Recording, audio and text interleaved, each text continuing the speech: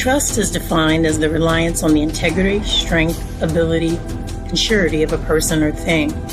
In many of our daily interactions, we hope that people we hold in esteem or those we rely on can be trusted. We live in a world where there are sheep and there are wolves. We learned early in the Brothers Grimm story of Little Red Riding Hood, there is someone who will prey on the trusting and the vulnerable. Dr. Allama Iqbal once said, "Be careful whom you trust. Salt and sugar look the same." Perhaps we were overly optimistic when we said there was no boogeyman. Yes, my friends, the boogeyman is real.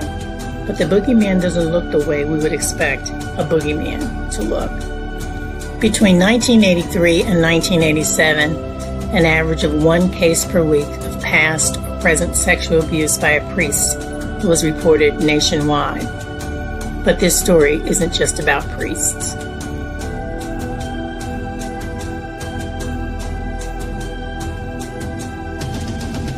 Judas Iscariot was one of the original disciples who had followed Jesus for 3 years. For just 30 pieces of silver, he led soldiers to the Garden of Gethsemane, where he would call Jesus Rabbi as a way to identify who Jesus was so that the soldiers could arrest him and deliver Jesus to the Sanhedrin. Let's just put this in perspective. In today's dollars, the silver in those 30 coins would be the equivalent of $197. Beulah George Tan operated the Tennessee Children's Home, where she ran a black market child trafficking operation, calling the business an adoption agency. She is believed to have stolen approximately 5,000 children who were homeless, poor, and in hospitals, profiting millions of dollars. At least 19 of those children were killed because of abuse and neglect. Many of those children were sold to rich clients. One such A-list client was actress Joan Crawford, who purchased her twin daughters from this agency.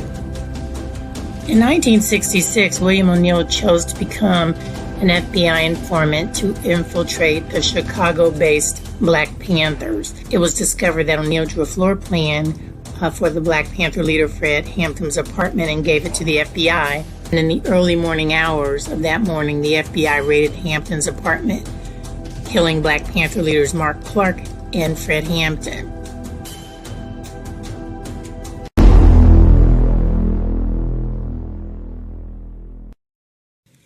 It was noted that O'Neill was paid $300 a week, plus bonus. Bernie Madoff, master of the Ponzi scheme, is credited with stealing the wealth of investors to the tune of $64 billion. One of his investors lost $500 million. While Madoff received a 150-year prison sentence, the federal government was only able to recover $14 billion. It was reported that he had defrauded 137,000 people in 136 countries over a period of 4 decades. As a society, there are certain positions that are classified as positions of trust. This requirement is customarily assigned to roles where the incumbents interact with children and at-risk adults.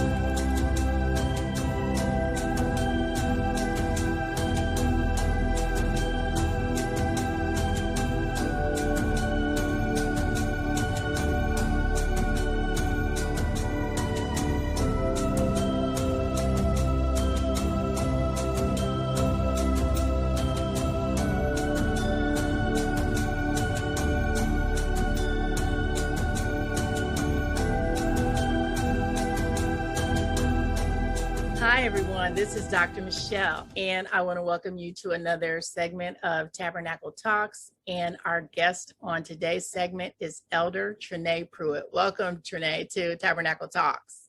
Thank you. Thank you, Dr. Michelle. Well, the first thing I think before we just jump into, our topic, because today we are talking about, in case the audience isn't aware, we're talking about people that have been hurt and hurt by the church. And I think damaged actually is the term that you use. So that takes it up to me a higher grade than just being hurt. People that have actually been damaged by their relationship with the church. But before we get into that, can you talk to us about the ministry? Obviously, I called you Elder Pruitt. What led you into the ministry, and just tell us a little bit about yourself so the audience can know the incredible human being that I know you to be. Well, okay, I'm going to start here.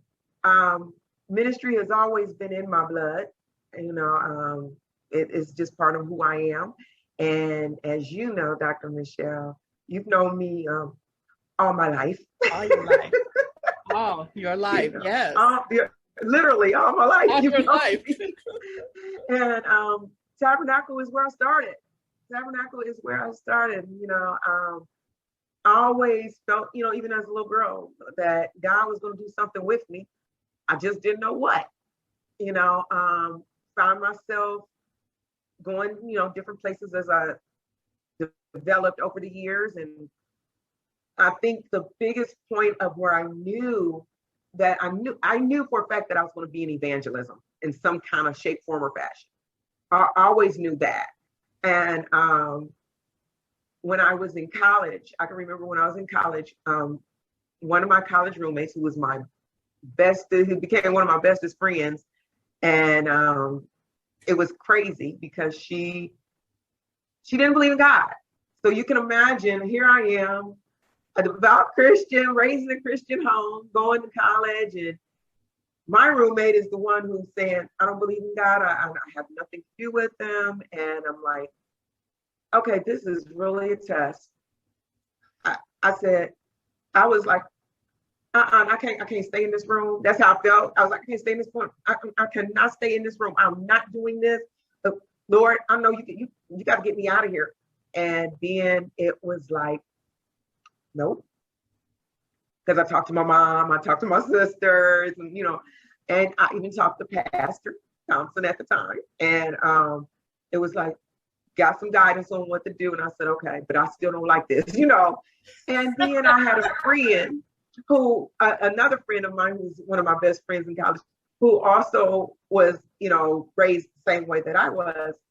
And God has sent us where we were able to minister to her together. And like I said, it was a long haul for us to become best friends, trust me.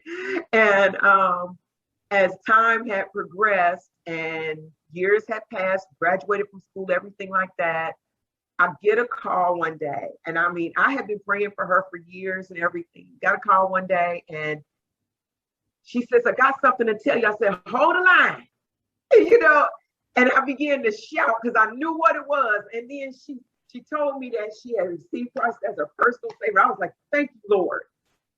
That was over a course of several years. So she saw by your example, and maybe the best thing you could have done was to let her see your example. Exactly. And had you left and not been her roommate, she may not have seen the differences and how your life was different and how you had joy when maybe she didn't see that or feel that. Wow. But you know what, though? This is what made me say, God, I'm yielding to my call. My friend died 26 years ago.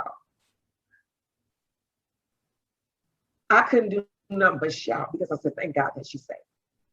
Wow. What a testimony. So here I am, licensed ordained minister on the battlefield for my Lord, like the old song says. Well, Trenae, you have been on the battlefield, and there is this amazing book that you've written. You are the author of the book called Damaged Goods, Hurt by the Church. Mm-hmm. And I'm intrigued that a licensed minister would tackle such a topic like this. What motivated you to write this book? Well, this is what happens. Because my life, like I said, is basically always about pleasing God. and I want to see people be saved. I really want to see them really want to see them saved. And it was just hurting on my heart that you have people within the church who was hurting other people, and they did not seem to care. And as I look around and you see people jockeying for position, so to speak, you see some people don't like to hear it said this way, but church politics.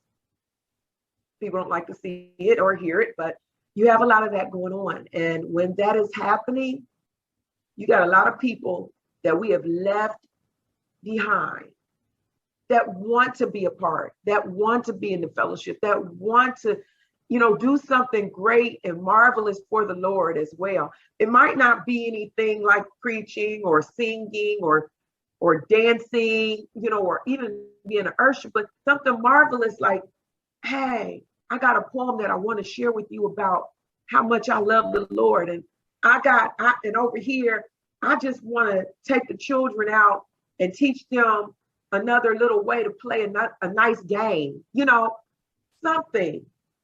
But you have so many people that I've seen, and I'm saying this is from me being affiliated with different churches, different types of groups that were of religious founding. And so many people hurting. And then I also look at it from the workplace. I like to say that a lot of things that I do in my ministry is what we call marketplace ministry. Marketplace ministry is the ministry where you are out in the field. You're out in the marketplace and you talk to everybody, you welcome everybody, and you just be who you are, and you let the light of God that's in you shine. And being in those different areas, seeing the people in the marketplace, and they just walk up to me sometimes. Hey, you know what? I mean, I could be on a park bench, literally, I kid you not. And someone would come and sit next to me. How you doing? Oh, I'm fine. And then they got to tell me all their life story and everything that's going on. And I say, okay. And then God opens the door to minister to them, So when I'm looking at it, I look at it from the workplace, from home, from the social organizations, to everywhere that you can touch a light. That's why it was important. Now, how did your colleagues receive your book? Because you're clergy. So believe it or not, most of the clergy that I know, most of them, not all of them, most of them were like, hey, okay, that's cool. Because a person who was my former pastor wrote the foreword to my book. Okay. And he was like, he said, this is just awesome. So the thing is, you'll say, what can we do to help people? What can we do to help them? And what do? We do what Jesus did. We meet them at their point of need. Now, when a person hears damaged by the church, I'm sure their first thing they probably thought about is, they're going to talk about the scandal in the Catholic Church. What say you to that? That's not what my book was about. It's not. I'm literally talking about damaged goods, and the damaged goods are the people of God. That's what the damaged goods are. With that being said, I'm saying it in terms of the universal church, not the Catholic Church, not the Baptist Church, not the Apostolic Church, not the Unitarian Church, but the universal church. The church. The church, because what I address is I do put in there as I'm starting out to let people understand what the church is. The church is an organism, which is organized by God. And we are the church, which is the ecclesia, which is the called out. The ones who was like Moses. Moses was drawn out, that's what he means. So we are the ecclesia, those of us who have received Christ, those of us who are believers. And so with us being the church, unfortunately, the church hurts the church. And once we begin to hurt the church, whose side are you leaning on? That's where we go. Whose side are you leaning on? And then sometimes we hurt and we don't know we hurt.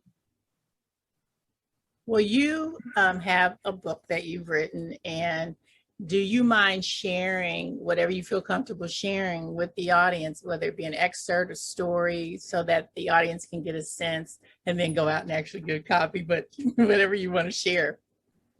All right. This one was one of the interviews I did, and I did rename the people because if there's somebody out there that knows them, I do not want anybody judging anyone or calling their church hurt petty, because what hurts one person might not hurt another, and vice versa. Okay. So this was a young lady named Crystal, and this is how it goes. It says Crystal is a person who loves God, married. She has 2 sons. Crystal went to her pastor for counseling on an issue she had concerning her husband's refusal to attend church. Crystal said that during the counseling session, the pastor gave her advice and asked if she could possibly persuade her husband to come into the office for counseling sessions.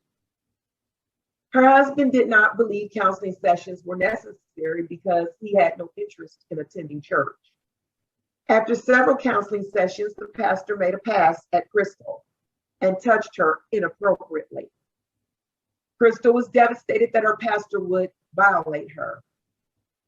This was a person she trusted to help her, not hurt her. Crystal says she was raped in her early 20s, and the actions of her pastor resonated memories that she tried to forget. She could not understand why her pastor would try to take advantage of her. Crystal said that she did not tell her husband what happened. Since the incident, she has not attended church on a regular basis. And Crystal still believes there are some good pastors out there who have had a true heart for the people. What Crystal advises is this. She says, keep on loving God, believing God, and getting to know God. Don't let anybody or anything stop you from having a relationship with God. Know that everyone has some kind of issue, including the pastors. Wow. Wow. You have several stories in your book about people who have been hurt, interacting with people they trust. And in this case, these are people in the church. Why did you think this story was important to write? As far as just giving, I think, informing the public that there are people of trust, not just in churches, but in our school systems. We see it with our elected officials. We see it with our police department, people that are in positions that are supposed to help us, our physicians. When we look at the issue that happened with all the gymnasts in Michigan, there are just so many countless stories of people that have been put in positions of trust and they abuse that. And I do think it's important to tell those stories. Why did you specifically think the stories about the church were important? First of all, not the Catholic Church, but other denominations experience the same thing. Why did you think that was important to write? Once again, for me, it's all about saving souls. And it's about letting people know that although these things happen, life experiences is what makes us and what molds us. Church hurt is going to come from everywhere, no matter what. And again, it's about the universal church. There's no specific denomination. There's no other way to say this except for it's important for people to know that there's somebody out there that can relate to them. You're not the only one that this happened to. Just like what I just read with Crystal. Crystal's married. How many married folks do we have out here that want their husbands or want their wives to go to church, and they refuse to go to church, and they have their reasons for refusing to go? Sometimes it's because of the way that their spouse acts in front of them. Sometimes it's because of interactions they've had with other, what they call church folk. Okay. She has 2 sons. In the book, I even talk about who is your first force of social life? Your family, your immediate family. There goes the trust issue again. You know. Wow. And it really probably just reinforced for her, if her spouse had been saying there's no reason for me to go there, the people aren't real, and then she has an experience like that, she could have gone the other way. So I think I had to applaud Crystal that she didn't go the other way, to say, maybe it's right and I could sit at home. But her love for God was greater than that incident. And right. And the one thing that I loved about, like, when I interviewed a whole lot of people, but I'll say, like, what I loved about Crystal was when she said, don't let anybody or anything stop you from having a relationship with God. It's about your relationship. Because, like you said, she could have walked away from God. You know, how many people get upset and mad at God, raise their hands and, throw their fists up at God and say things that I wouldn't dare to say to God, but how many people do that? And how many people walk away and say there is no God because of the hurt and the damage that's happened to them in the church or by the church? I'm not always talking about just in the 4 walls. I'm talking about we as, like I said, the called out ones doing some serious damage. We're supposed to be doing some helping, Now, when I was doing research for this segment, one of the things that I recognized in that research is that a lot of the small to mid-sized churches, even though we hear about all these stories about there being predators in positions of trust and people being abused, they still don't have workplace controls in place that even do the most basic background checks on individuals working with children or working with other vulnerable citizens. Why do you think the small and mid-sized churches have not recognized or accepted that there are vulnerable populations that we're supposed to protect? I'm going to go to it from this angle. When you have a small church, mid-sized church, the visionary, they're not thinking that. Their main focus, and be it that they're authentic, okay, I'm going to go there. Be it that they're authentic. Their main focus is, we want some saved folks in here. We want to save. In other words, we want to save the world. We know that the harvest is plentiful, but the laborers are few. So if we can get a harvest and reap a harvest of souls, that's what's going to count to us. If we reap this harvest of souls, they're not necessarily always looking to say, well, we need to do background check because, although sister or brother so-and-so has their own children and it looks like their children are doing great and they're good for the children's ministry, they don't know. Brother and sister so-and-so actually might be abusing their children. But they don't know. All they know is they see this family that comes and they don't necessarily pick up on it because the visionary is sometimes so involved in saying, I gotta get this church moving. I gotta get this church running. It's like I said earlier, the church is an organism organized by God. So there has to be some organization. And just like any other organizational structure, okay, you have to abide by the laws, okay? Just because you are a religious institution does not mean that you don't abide by the laws of the land. The word of God tells us we still have to do that. I always give my guests the last word. What do you think is important for anybody in the audience, if they're sitting there and they're watching this now and they're thinking, wow, something like this really inappropriate did happen to me, and I'm suffering in silence with this because this is still happening to me? What would you tell them? Okay, let me say this. Number one, if there's anybody who has been a recipient of such behavior, I will say that you need to really talk to somebody. Because, like, as you know, you cannot always go through it alone. A lot of times people, and I'm just going to go here, in the African American community especially, or the brown community, sometimes we don't want to go see a therapist. We don't want to go to see, because we say, well, that's why we have the church. That's why we go to the pastor. That's why we go to the, to the mothers. That's why we, sometimes you need a licensed professional. And you can get a Christian licensed professional to help you.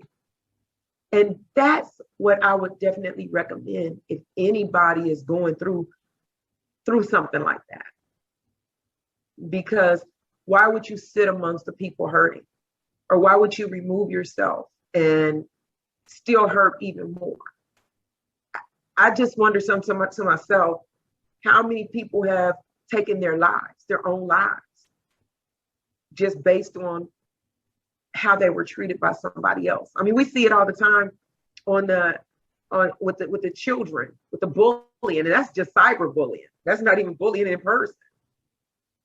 So we have to understand the mental anguish part of it, and that if you feel that you have been wronged in any way by any church leader, please seek help. Seek professional help. That's why they're paid, to keep it confidential. Right, Dr. Michelle? That's right. You absolutely know. Right. Trenae, Elder Pruitt, it is amazing to just see you after all these years. And I mean, we have known each other all our lives. That you have written an amazing book. And I will tell everybody in the audience, I'm going to make sure we show it here so everybody can see it. Damaged Goods, Hurt by the Church by Elder Trenae Pruitt. Go out and get this book, read it. It will be very eye-opening. And I think it's just a testimony that you are in the right space out there, spreading just God's message of hope and redemption and healing. And I think that's just an important message for people to know, that you can heal, and there's no shame in needing help to do that. I got one more thing to say about the book really quickly. Okay. There, at the end of each chapter, there's self-evaluations. Yes. Yeah, I'm glad you brought that word up. Yes. Did you hurt, or did you do the hurting? You're right. Because I think some of our abusers will pick up this book and realize maybe they're the hurt.